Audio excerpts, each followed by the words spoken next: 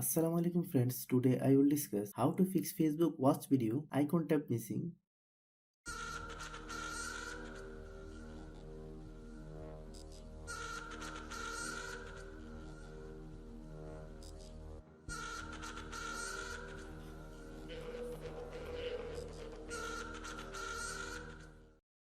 Open Facebook app.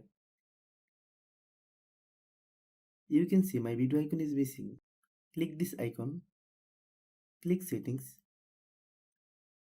Click shortcut. Then click shortcut bar. Enable this icon.